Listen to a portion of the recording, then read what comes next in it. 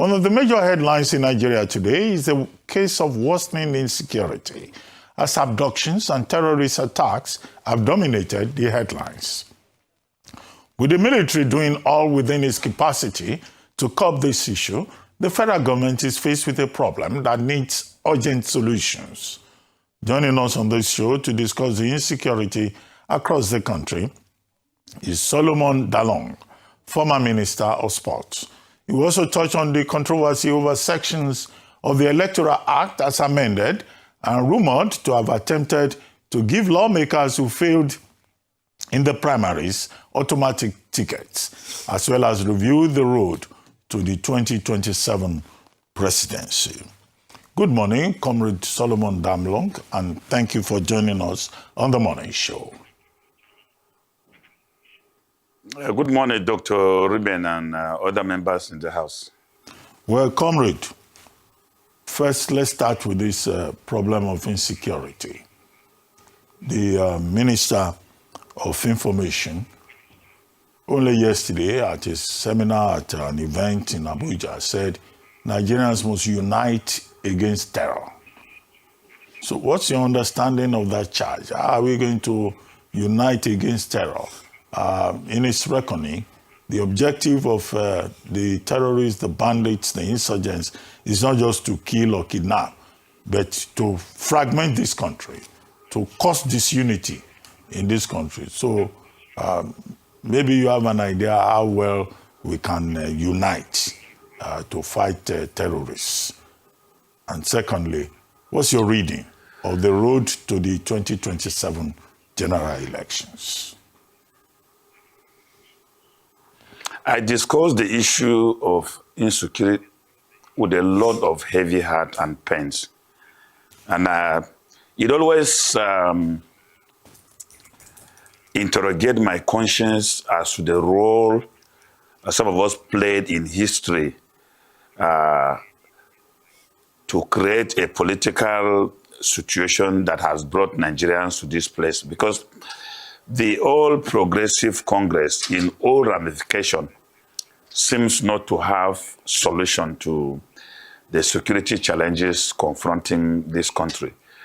And it pained me so much that I'm involved. Back to the question asking Nigerians to unite against terrorism. I think it's a statement confirming that the federal government has completely and woefully failed, and they don't seem to have any iota of solution to the ravaging insecurity that is across the country. Let me tell you, in Plateau now, it is not safe for you to travel on the highways, not because of the fear of terrorists, but you will run into a community that has been displaced by terrorists, and in anger, they will take over the highways and begin to attack vehicles that seems to look like that of leaders. So I don't know what unity the federal government is asking Nigerians against terrorism. Nigerians are determined to deal with terrorism, but government seems not to have the political will to deal with. They have all the gadgets to track anybody who criticizes the government. They can pick him up in the next 5 minutes. But they don't have equipment to track terrorists who display huge funds in the forest, behead teachers, abduct school children, torture them in the forest, produce videos and send. So if we are going to unite, are we going to unite to surrender to terrorism? Since the government that possesses the instrument of coercion appears not sincere with the issue of insecurity. Rather, they concentrate more on the issue of 2027. I think that statement is uncalled for. The statement is also an embarrassment. The statement is demoralizing. Road to 2027, your reading of it. I asked you that's the second part of the question. Yes. Well, 2027 is characterized by the confusion that has also bedeviled insecurity. Because before now, the expectation of Nigerians would have been that they have a clear-cut direction of how the political elites intend to deal with the issue of leadership. But as you can see from the primaries of the political parties, the political elites are more interested in their personal ambition to access power. And that is why they are fragmenting from one political party to the other. And as it is now, Nigeria has returned to the politics of the First Republic, where regions now have their political parties. The election is already divided along that lines because almost all the zones have presidential candidates. So ultimately in 2027, we may be facing serious confusion as we advance towards election, because everybody now is going to hold on to his region. The candidates will concentrate on votes coming from their regions, and the North Central will naturally, like as it were in the First Republic, become the battle zone for struggle for votes to access power. So that is my candid opinion about 2021, because I'm completely disappointed about the political elites having misled Nigerians that we were going to have a coalition that will produce a united front, which will have looked like we are okay, now organized, we are disciplined, we are responsible, we are selfless. But you can see the manifestation of individual ambition and interest, and the list of presidential candidates seems to be endless. All right, it seems to be endless, but let me take you back to insecurity, because even that would be part of the conversations that be had on the road to 2027. Most of the opposition parties are tackling this administration on the way they've handled insecurity. But if you listen to the Minister of Information and National Orientation statement during his press conference and the report done by this day, you'd see that there seems to be an understanding of the challenges. Different agencies have come out to give almost a report of what they've been doing. The intelligence agencies say that the intelligence hasn't failed. They have a lot, but they have to think about casualties, collateral damage. We hear the president has approved 1,000 forest rangers to go to Oyo State. But these things don't seem to be yielding the much needed results that Nigerians want. Yes, there are wins here and there, we cannot deny that. But in terms of the actual wins in tackling insecurity, this hasn't happened. Where do you think the gap is? What do you think is missing in this strategy by this administration? I think the missing link in the strategy predates even this administration. You see, there is no synergy between the security agencies. Even when we were in government, each of the security agencies, the intelligence community, scrabbling for relevance to assess the president. So, among them, there is no synergy, no intelligence sharing, no coordinated strategy of how to deal with the insecurity. If you look at the military, the military is trying to prove itself as the security agency that is ahead fighting insurgency. But with the current attacks the killing of brigade commanders, army officers, it is eminent that they have been overwhelmed. Now, you take the intelligence community. They are supposed to be proactive.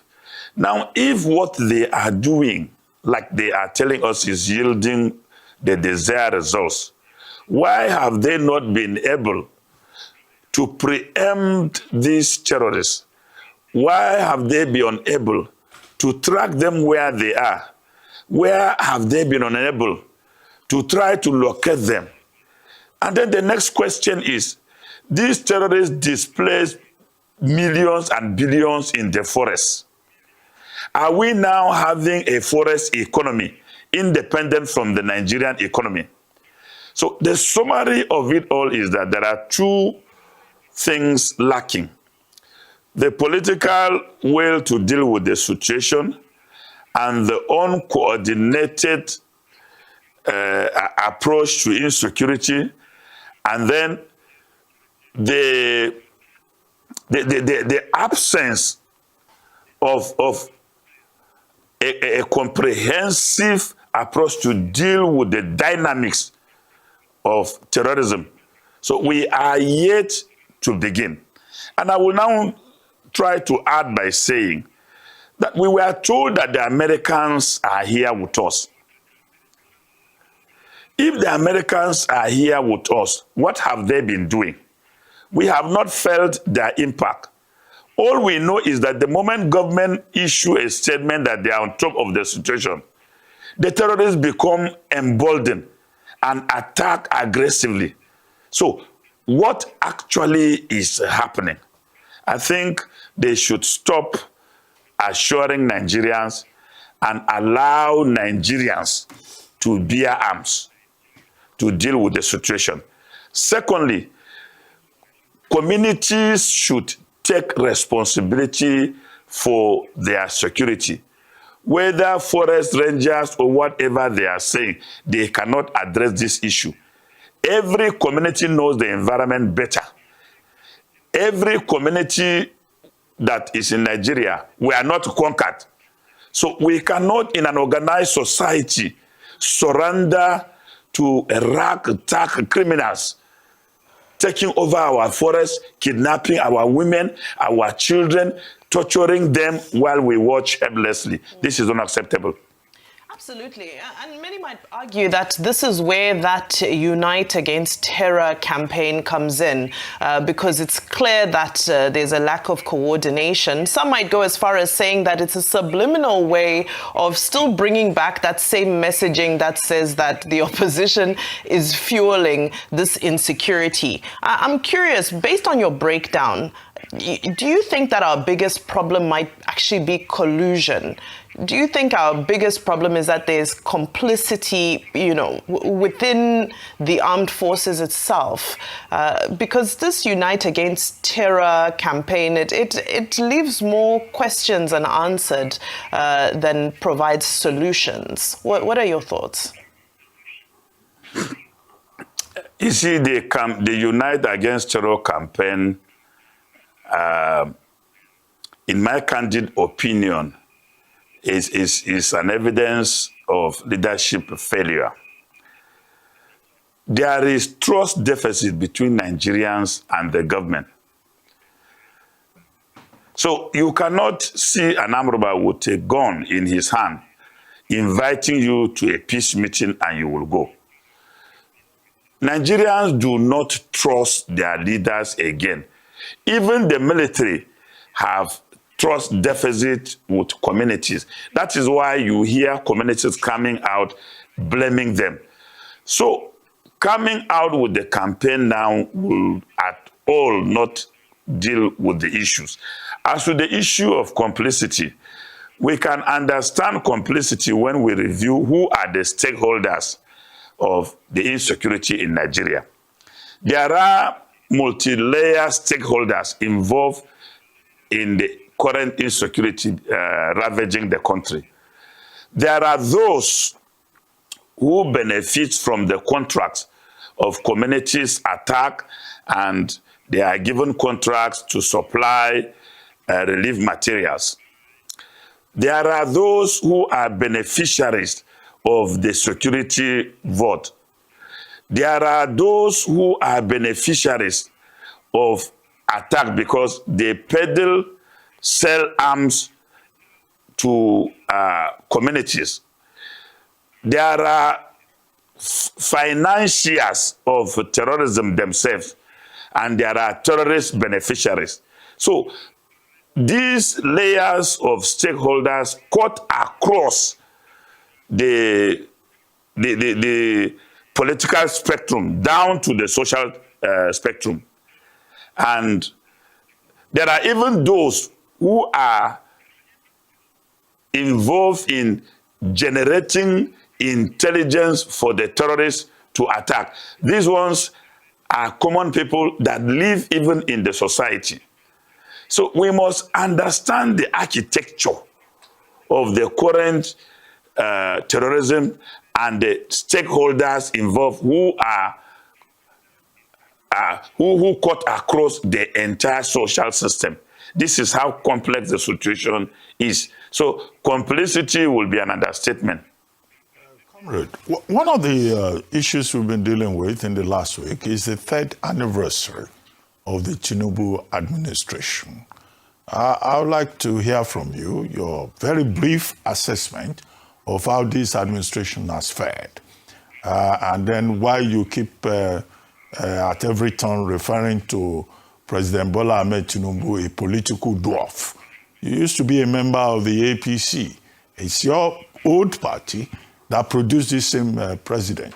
And my personal opinion, this president has shown greater clarity and momentum than the APC Buhari administration where you served. But you keep saying this administration is a political dwarf, led by a political dwarf. Why will you refer to an accomplished politician like President Tinubu as a political dwarf? You have changed your mind, or you still insist? Well, I think President Tinubu cannot be compared with late President Muhammadu Buhari. Even though two of them raise the expectation of Nigerians with their ambition. But I think Buhari, despite his the failure of our government under Buhari to deal with certain things, Buhari accomplished so many things that this government in 3 years have not indicated that they are yet to begin. Buhari, when we came into office, there were about 24 local governments under the firm control of Boko Haram in the northeast. Those local governments were reclaimed under the leadership of late President Muhammadu Buhari.